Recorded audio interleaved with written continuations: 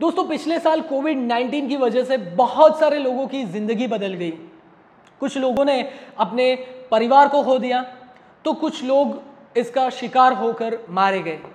दोस्तों कुछ लोगों का बिजनेस बंद हो गया तो कुछ लोगों की जॉब चली गई।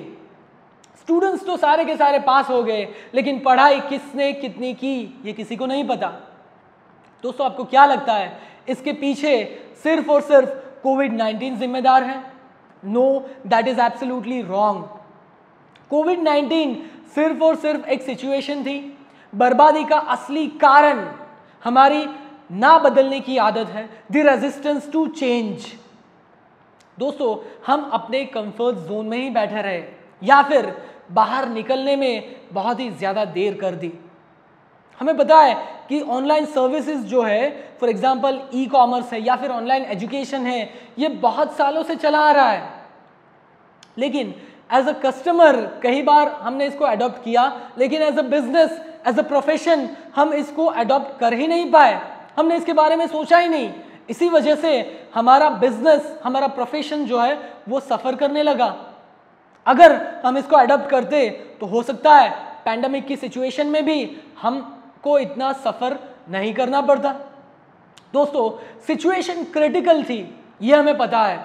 मास्क और सोशल डिस्टेंसिंग की बहुत ही ज्यादा जरूरत है, ये भी हमें पता है, लेकिन फिर भी कुछ लोगों ने इसका मजाक उड़ाया और कुछ लोगों की निग्लिजेंस की वजह से बहुत सारे लोग इन्फेक्ट हो गए और बहुत सारे लोगों को अपनी जान से हाथ धोना पड़ा।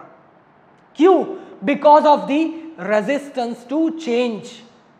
दोस्तों हमें अपने कंफर्ट जोन को छोड़कर बाहर आना पड़ेगा और कुछ नया ट्राई करना होगा।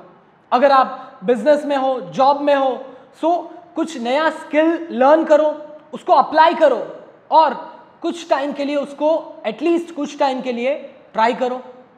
दोस्तों अगर आप स्टूडेंट हो तो अपने एकेडमिक्स के अलावा कुछ एक्स्ट्रा करिकुलर एक्टिविटीज ट्राई करो, कुछ नई चीजें सीखो, उसको अप्लाई करो, कहीं पे एज अ इंटर्न काम करो।